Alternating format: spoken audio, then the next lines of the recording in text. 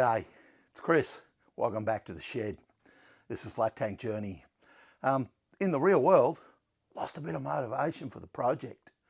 Got distracted by another project, not really suitable for the channel, a modern bike. I'll show you that at some stage. But today I thought I'd better get back into this. I've had all this powder coating just sitting in a tub out of sight and a bucket full of stuff. So I up emptied the bucket onto the table and I've just got the hubs back together. I really like them. They've come up really well. They're grubby, they've got grease on them. I just repacked the bearings lightly with a bit of, well, oddly marine grease, because that's all I had. Can't find my grease. So I've done the rear hub, done the front hub, and I've got the new rims up on the bench. I'm going to bring you in and show you those. I think they've come up really well, and I reckon they'll be great. Down on the bench now, and we're looking at the rear hub and brake plate. And you remember that's the one we got off Gary, and that's complete and look, came out really well. The brake plate in particular, powdered up absolutely beautifully. Looks really good. Hub's in good nick, and it's still got the cup and cone bearings. Don't have a bearing seal for that at this stage, but I'm working on that. On the other side of the bench, here's the front hub. This is the one I had all the fun with, and I feel as though it will work really well. It's got the modern bearing in it and a dust seal and nuts and spacers, and the brake plate, now that it's blasted and clean, looks the business. Pretty happy with that. Let's spin around and we'll have a look at the rims.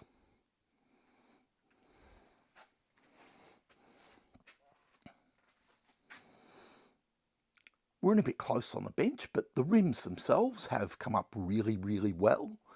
It's very, very hard to see the joins in the rims now. They've blasted and primed and powdered, and I'm very pleased with them. I'm glad I resisted the temptation, don't let it roll off the bench, to leave them chrome. The chrome was probably second or third grade, and I think I'd have been disappointed. So thanks to the people who got involved and said something and gave me a point in the right direction. They've come up pretty well. So I'm going to put all that aside and contact my wheel builder and see if I can get this rolling. Literally, get the hubs spoked into the rims and get the bike up and rolling around again. So since the last time we've been together, I've had a bit of a victory. I found a few parts laying around my shed. Bit odd, but if you remember, I was missing the oil pump. It's a hand pump on the side, and I'd forgotten that I have two oil pumps and a bowl that I can probably make one out of. So here's the bowl that goes on the side. Now it could be ever so slightly bent, but I think it'll probably be all right. And a pump. Then I've got another pump with a longer piece that goes into the tank, and I forget which one was which. I actually looked at these a month or 6 weeks ago. So I've got all that. I've got pump parts, and I've got a bucket here that I just dumped on the bench. So I'm going to go through that, get my pump parts out, and just start sorting out some of the bits and pieces. Then we're going to start putting this thing back together. I'm going to use a set of dummy cases because I've got the engine behind me on the bench that I need to think about rebuilding. So dummy cases it is. Whilst I need the pieces for the girder forks to go to the wheel builder, I don't need the whole thing to go. If you remember, I'm going to send the girders to the wheel builder so that he can centre up this hodgepodge, made it myself front rim into the centre of the girder fork. And that way I'll get a better result. I don't need the whole thing to go there though. So I'm just piecing together the, I suppose it's the top yoke and the arms of the girder forks. And I'll show you that once I get this nut on. There.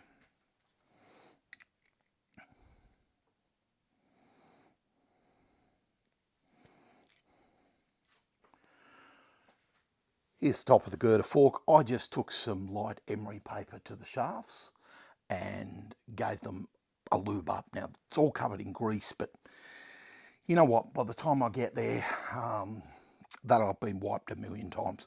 Now, it all spins nice and free. There's no slop. There's a bit of sideways movement because I haven't nipped it all up, but there's no up and down slop. They're actually in really good nick. So I'm really pleased about that. Just going to put the spring mount back through, possibly, or possibly not. So this is one of these things that we've got powder on this shaft and powder up the hole, and it doesn't fit. So we'll come back to that later.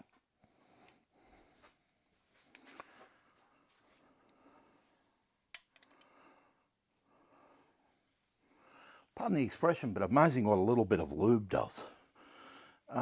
Just giving these the ever so slight buff with a little bit of emery cloth or sandpaper or wet and dry, whatever you call it, and getting them back together, and they look mint. I've just misplaced the nuts. There they are. We'll get the nuts back on the end of here, and this is the bottom of the forks, and it's back together and the nuts are on it, and it feels like it's in a better place, and that'll be good.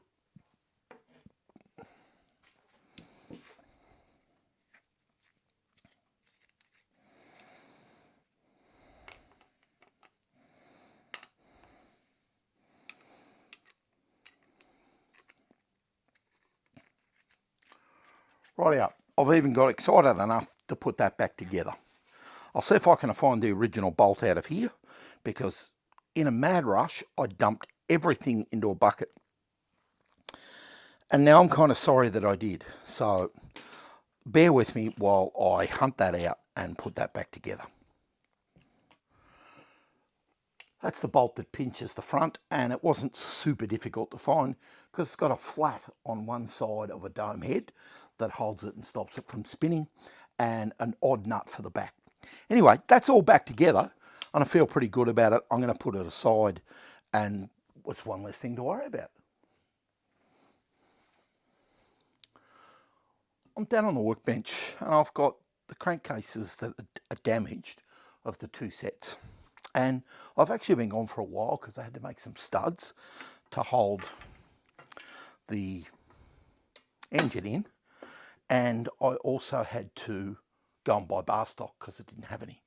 Now I've got two sets of engine plates for the rear. They've cleaned up really, really well, and you can see the stamps and everything on them.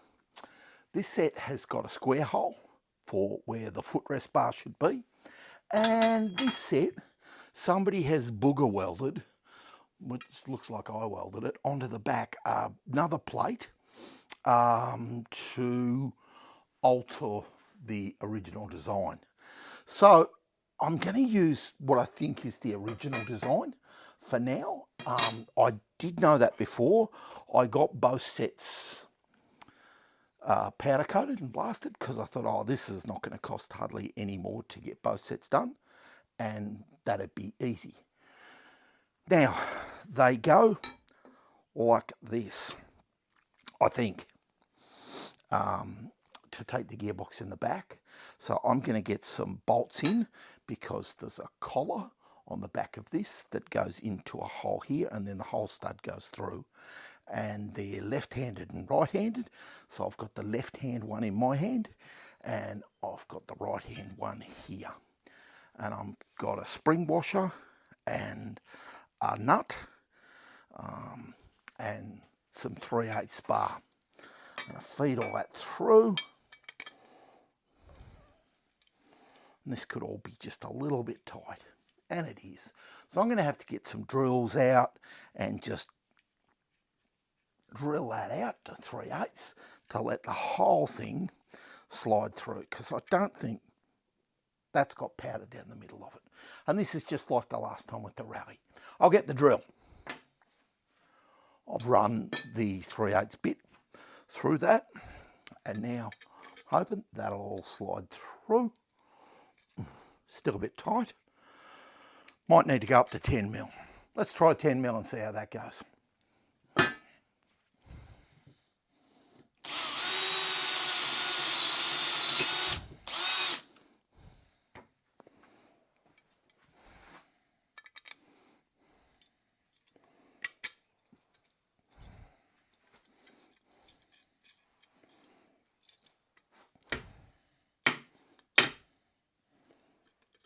A little bit of encouragement was required. Could be a couple of burrs, but we've left it. Let's get that through there. Super. Now I'm tipping that goes over the top.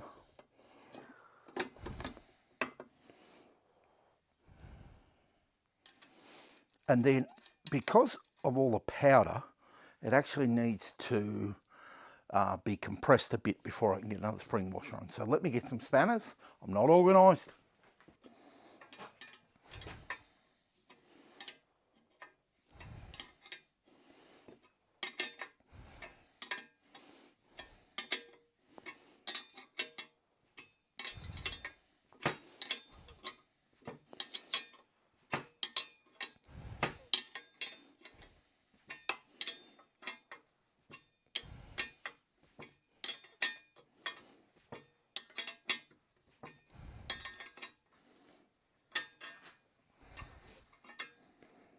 I've just tightened that up enough, and it hasn't been turning on the back because of the spring washer, and it's pulling those little shoulders on the back of the mount plates into the lugs on the frame, and now I'll be able to pull it the whole way.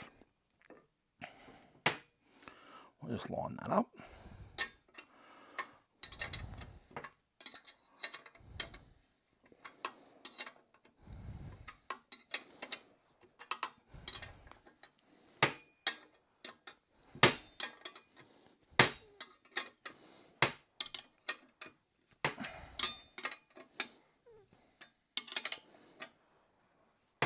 They're going to look good.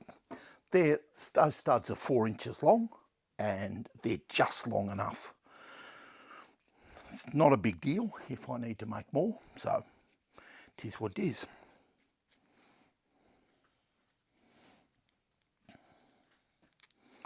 At the front, they're probably way too long because there's no rear mounting plates involved.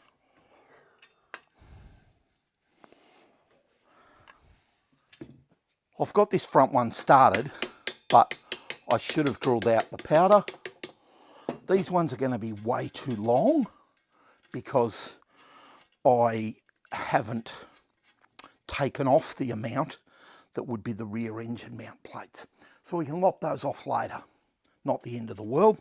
Better to have slightly too much than too little.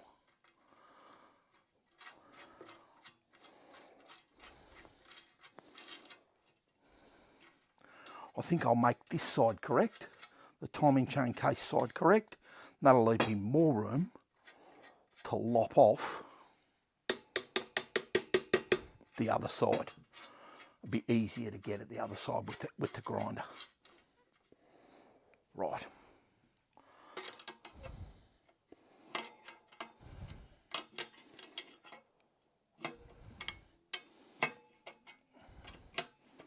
We want a couple of turns of thread hanging through, and then I'll take up the rest of the slack off this back side or the push drive or sprocket side.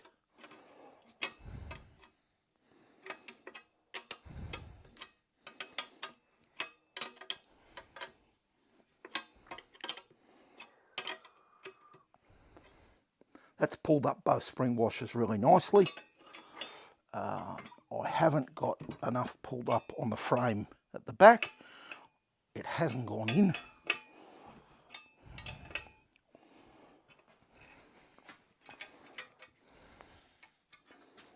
Might need another spanner.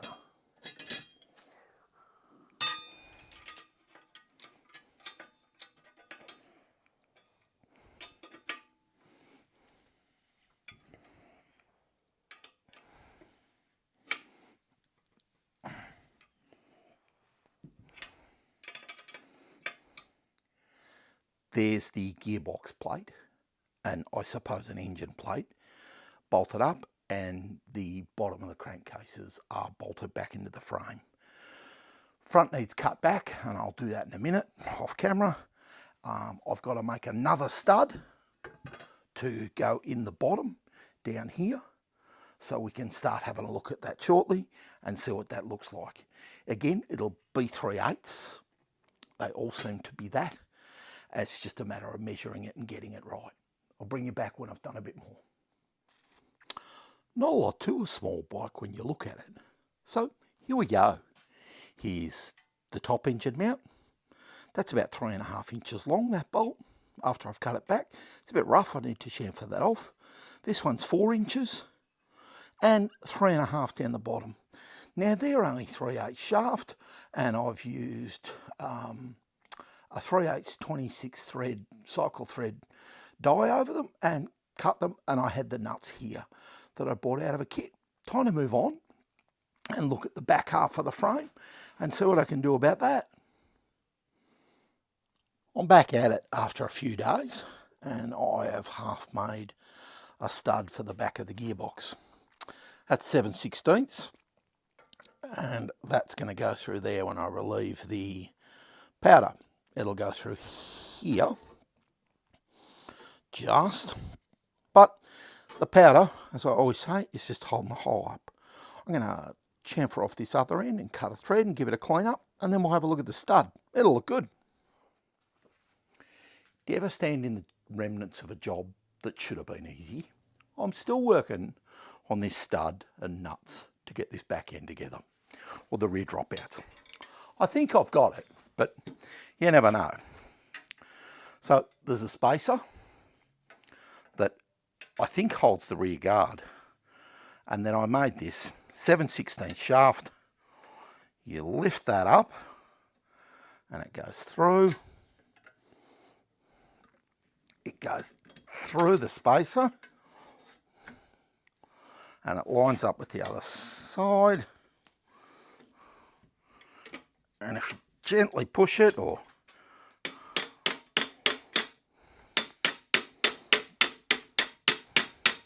give it a little love tap, it'll go into place. Make it about the same. Now I ended up having to make 2 nuts. Didn't bore you. It's 3/4 hex bar with a 9.8mm hole that I tapped out to 7/16 and put a little chamfer on the end of the nut, and that tightened up really, really well. And there's the other one, and a spring washer.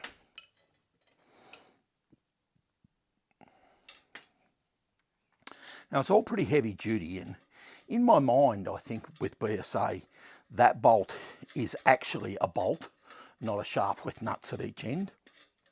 But I had, because I have the hex bar and shaft, and I don't really want to put, I don't know why, a non-cycle thread bolt in, and I can't get a 7/16 bolt that long,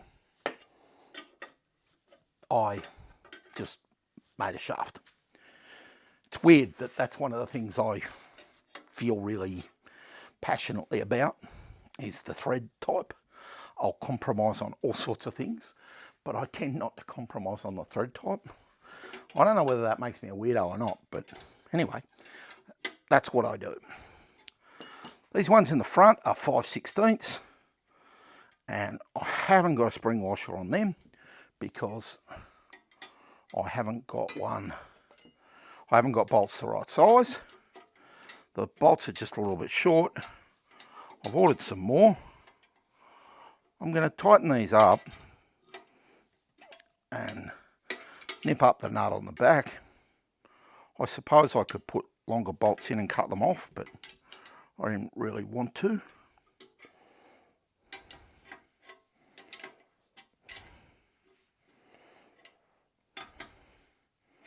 So those bolts, the front ones, are threaded. They go into a threaded piece, and then you put a lock nut on the back and tighten the whole thing down. I'll tighten those up and I'll bring it in and show you what the whole thing looks like. Doesn't look bad. Here we go. You can see the rear dropouts bolt on to the gearbox plate. And, you know, they look all right. So this is a 5/16, threads into here, nut on the back. This is the 7/16 nut and a shaft that goes all the way through with a spacer. Now, I think that's the spacer out of there that held it. And then there's a nut and the same thing on the other side. The gearbox sits down the middle, of course. And the next job is to get this piece in. I don't know, rear stay bar. And it also houses the guard. But I think I'll leave the guard out for now because the guard needs some love. Okay, that wasn't too hard. There's a bolt here and a bolt here. And they're not difficult. They're stepped bolts. There's 3/8 and then it steps down to 5/16. And I think this frame goes on the inside of the dropouts at the back. And that lets the 3/8 go into the dropout and the 5/16 go through the back bit. I don't know what it's called, doesn't matter. I've slid a little piece of shaft through the top because I think, and I need to do a bit of homework, so I'm going to draw a conclusion here. I think the seat simply goes through there. There's no seat post. And somewhere in my storage, I have some bicycle lugs that I think go onto here and a bolt slides through the whole thing. I'm going to do a little bit of research about that. So this is where we're up to. Dummy engine, frame, partially back together. It's a bit of a haul, if I'm honest. Making studs, I do like making the shafts and threading them, but it takes a long time. So we'll call a close to the episode for today, I think, and I hope you've enjoyed it. Sorry I've been away so long. This is the real world. This is what happens. You lose a bit of interest, you get distracted by something else. In my case, a modern bike and a little bit of work for a bloke, and it takes some time to get back to it. Hope you've enjoyed. Like, comment, subscribe. Cheers. Have a good one.